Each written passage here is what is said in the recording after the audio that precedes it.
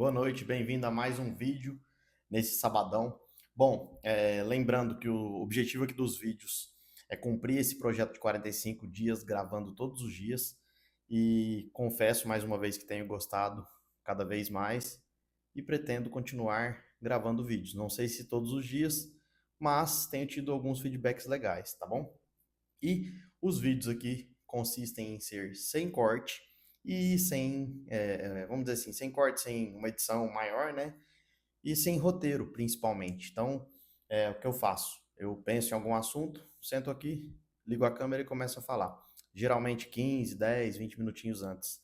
Por quê? Tentei nos primeiros vídeos pensar em algo antes, montar e estava me complicando. E a ideia era que não fosse assim, não fosse complicado, que era para fazer algo descomplicado, vamos dizer assim. Bom, me apresentando, para quem não me conhece, sou Átila Bidala, sou médico, tenho uma clínica de nutrologia, sou professor universitário, preceptor do internato na Faculdade de Medicina e podcaster com o Big Talks, tá bom?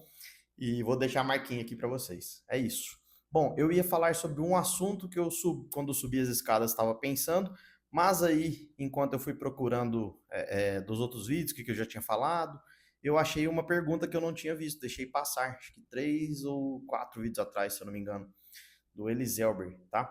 Sobre a relação da testosterona com a ereção. Bom, então esse vai ser o assunto do vídeo, não quero me alongar muito.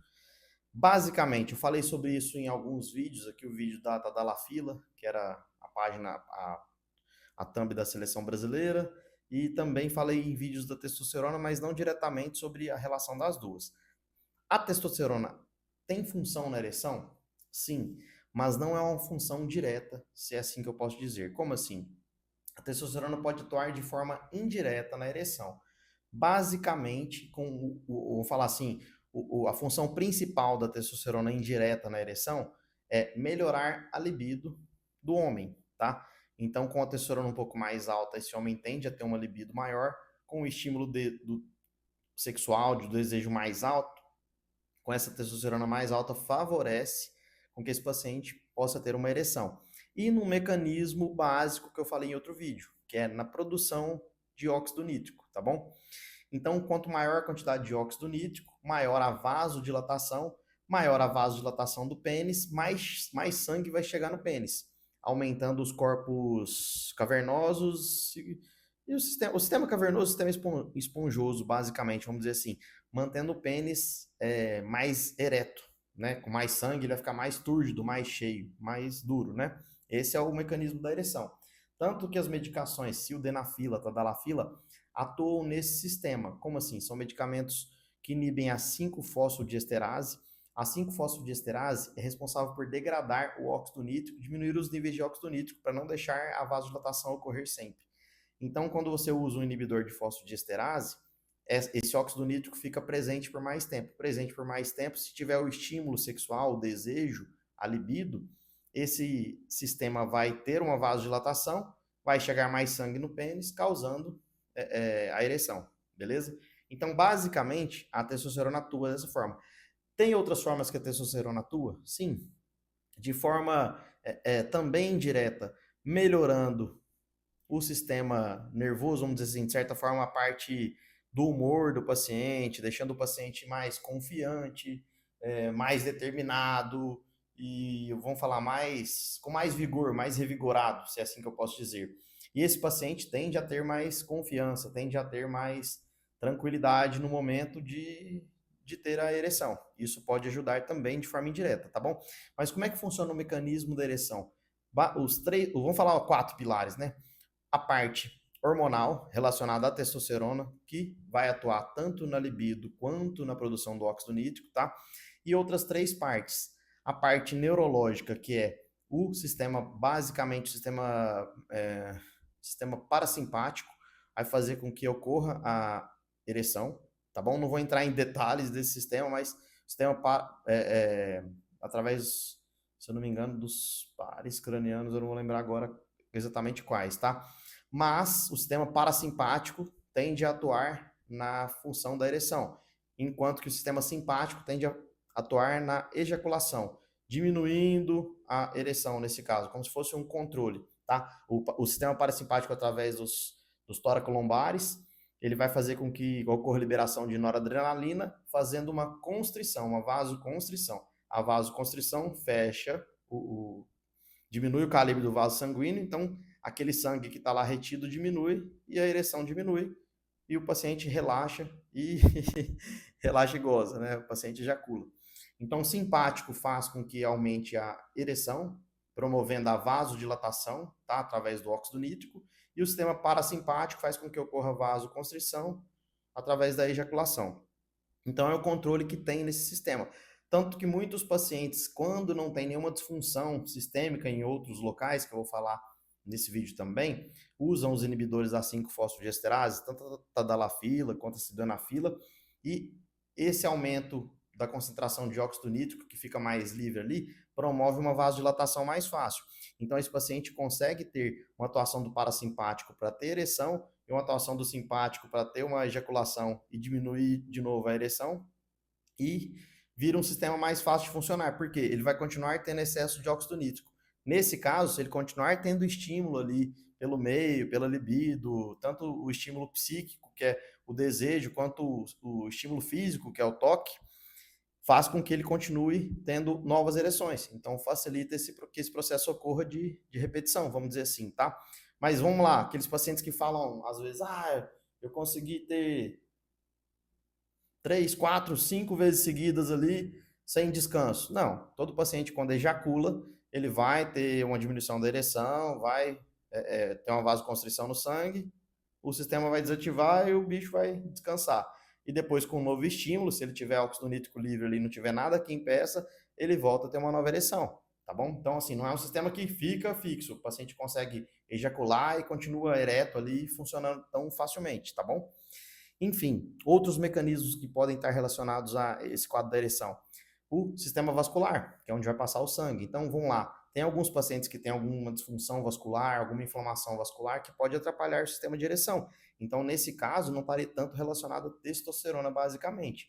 Por exemplo, pacientes com diabetes, alguns quadros de hipertensão, alguns quadros de aterosclerose, qualquer tipo de inflamação que atue, de certa forma, na função dos vasos sanguíneos, prejudicando com que permaneça sangue retido ali ou que o fluxo de sangue chegue ali livremente ou com a maior quantidade, tá bom? E talvez esse talvez seja o sistema mecânico que eu falei, né? Mas o sistema que eu ia falar talvez seja o principal, do meu ponto de vista, na maioria dos casos, principalmente de pacientes que eu lido no meu consultório, e vejo na prática clínica, é a parte psicológica. O fator psicológico talvez seja o principal nesse quesito, tá?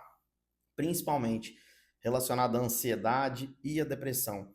Vamos dizer, a ansiedade em maior caso, porque muitas vezes o paciente está ali com um quadro de pressão psicológica, tendo que funcionar, e às vezes isso acaba prejudicando, ou às vezes o paciente fica pensando que não vai conseguir e acaba prejudicando. Ou às vezes o paciente, vamos entrar, às vezes o homem tem aquela tendência de consumir muita pornografia.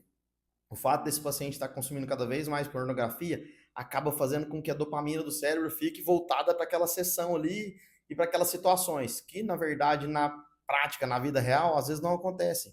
Isso acaba, de certa forma, frustrando esse lado psicológico do paciente, atrapalhando a sua ereção. Vamos lá, podendo levar a um certo tipo de disfunção erétil.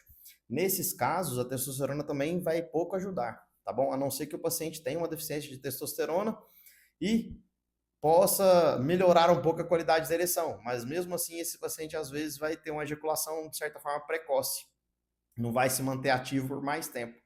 Então eu considero, tá, como médico, que talvez o sistema psicológico seja o que mais vai afetar esse paciente, tá bom? Lembrando que o meu objetivo aqui nos vídeos é passar informação para vocês, de certa forma, agregando algum valor, de certa forma ensinando, mas muitas vezes são informações relacionadas à minha opinião. Algumas baseadas em trabalhos e muitas relacionadas ao que eu vejo no dia a dia, na clínica, nas histórias de pacientes, nas queixas que eu lido, tá bom? E também na minha prática diária. Então, assim, eu espero que eu possa cada vez mais contribuir com quem está me dando essa audiência aqui, a oportunidade de me assistir. Mandem dúvidas, mandem feedback para eu poder interagir melhor com vocês aqui. Confesso que eu não tinha visto essa pergunta do do rapaz que tinha me mandado no dos vídeos atrás, e até depois eu me toquei e fui olhar todos os vídeos, se tinha mais alguma dúvida e não achei mais nada. Então, assim, vou lembrar de olhar isso sempre, né? Que a gente fica pedindo para deixar comentários e feedback aqui nos vídeos e muitas vezes acaba esquecendo de conferir vídeos passados, né? Mas enfim, basicamente, então, a testosterona pode atuar na ereção? Sim, mas não de forma direta. Não é a testosterona está alta, vai te dar uma ereção. Não. Ela pode favorecer que você tenha uma libido maior, ela te dá mais confiança, então ela atua na parte psicológica dessa forma. Ela melhora a produção e auxilia na produção do óxido nítrico, também favorecendo a vasodilatação nesses casos, tá? Eu falo que a parte muscular, o paciente que tende a ter uma testosterona acima de certo nível, vamos dizer assim, e faz atividades musculares com frequência, esse paciente tem mais vigor e tende a ter uma ereção melhor que outros pacientes, tá bom? Mas, se eu fosse deixar um conselho aqui para você que está assistindo esse vídeo, é que você trabalhe principalmente a parte psicológica. E sempre esteja em dia com sua saúde. Evite alguns problemas vasculares que você pode ter certo controle. Por exemplo, diabetes, alguns tipos de hipertensão, alguns tipos de aterosclerose. Então, assim, tenha uma alimentação melhor para evitar essas doenças. Tenha atividade física diária na sua rotina para melhorar e evitar e prevenir, de certa forma, esses quadros, tá? Tenha sono regulado. E a gente falar, viva sem estresse. É difícil viver sem estresse, mas até o estresse pode atrapalhar nessa questão da ereção. Procure sempre um médico, tá? Pacientes obesos, vamos lá, paciente obeso pode ter uma certa tendência a ter disfunção sexual? Pode. Chega a um certo ponto que o nível de gordura, primeiro, o nível de gordura em excesso pode atuar diminuindo a testosterona. Como? O excesso da aromatase, que é a enzima que a gordura ajuda a produzir, vai diminuir a testosterona. Diminuindo a testosterona, esse paciente tende a ter uma libido menor, né? E tende a ter menor produção de óxido nítrico, que pode afetar, de certa forma, essa disfunção, causando uma disfunção erétil, né? Afetando a ereção. E, principalmente, o excesso de gordura junto com a aromatase diminuindo a testosterona pode levar a um quadro comum, que a gente chama de hipogonadismo, que é uma diminuição da função dos testículos. Então, basicamente, pode atrapalhar sim e ter relação direta na disfunção erétil. E nesse caso, esse paciente que tem o hipogonadismo, se fizer o uso da testosterona, reposição de testosterona, não vai ter uma melhora na ereção. Por quê? Porque a testosterona exógena vai causar um hipogonadismo ainda maior, porque vai diminuir ainda mais a função do testículo, né? Lembra que eu falei do feedback, daqueles mecanismos? Se você injeta testosterona ou usa testosterona exógena, que vem de fora, você inibe o FSH e o LH, que vai chegar no testículo, esse testículo para de produzir testosterona e tende a atrofiar. Só que o testículo não produz só testosterona, ele produz também o espermatozoide, através da espermatogênese. Então, esse hipogonadismo pode afetar a produção de espermatozoide, também atrapalhando na questão da ereção e também da ejaculação, tá? Não sei se ficou um pouco confuso, mas basicamente era isso que eu queria passar para vocês. Eu acho que faltam algumas informações mais técnicas aqui. Eu não estou baseando os vídeos em trabalhos e algumas ideias que eu tive, assim, em trabalhos específicos, né, que eu pesquisei para falar sobre isso aqui nesse momento. Não foi em pesquisas de trabalho nem nada disso, mas a partir desses 45 dias, eu quero continuar gravando vídeos aqui diretos e diários, vamos dizer assim. E a partir daí vou trazer alguns assuntos mais específicos. Por exemplo, hoje eu vou falar exatamente sobre testosterona e ereção baseada em algum estudo, algum trabalho. Então posso trazer conteúdos mais ricos para vocês, tá? Mas quero continuar tendo essa conversa de forma prática. Por quê? Eu percebo cada vez mais pelo meu próprio consumo que o YouTube é uma rede, de certa forma, mais comunicativa e de menos peso, vamos dizer assim, para ter uma qualidade legal para o vídeo. Então, assim, eu espero que eu possa ter te ajudado de alguma forma e talvez levantado dúvida em você que está assistindo o vídeo. Me mande mais questões que eu possa debater, correr atrás, estudar, aprender e, vamos falar, de certa forma, fazer com que essa rede social funcione como uma troca de experiências para mim também, tá? Eu tô tendo uma troca de experiências fantástica assim, no quesito de comunicação, de melhorar minha comunicação, de aprender a falar com vídeo, com a luz na cara, com o ambiente, com ar-condicionado aqui nas costas e essa tem sido a minha troca de experiência, é o que eu estou recebendo de feedback meu mesmo. Mas eu quero ter uma troca de experiências com você que está aí assistindo o vídeo. Não sei quando você vai assistir esse vídeo, se vai assistir até esse momento, mas me dê feedback, mande dúvidas e que possa interagir de certa forma melhor aqui comigo, tá bom? Estou à disposição. e pretendo não deixar dúvidas passar por mais alguns dias. Acho que foi 3 ou 4 dias, se eu não me engano, tá?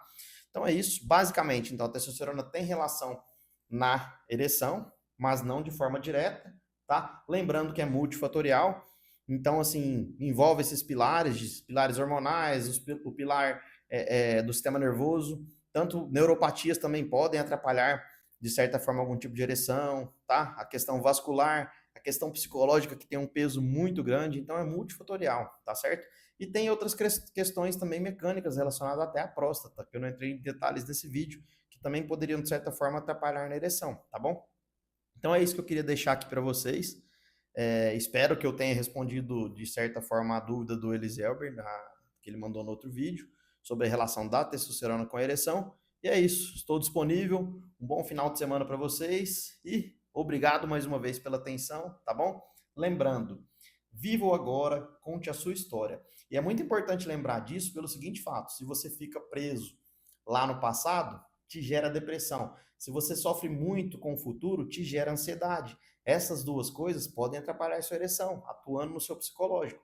Então, esteja mais presente no seu momento, valorize o momento agora, dê valor às pessoas ao seu redor, a pessoa que às vezes você vai se relacionar e vai te promover e facilitar a melhora da libido, que você queira ter ereção, né?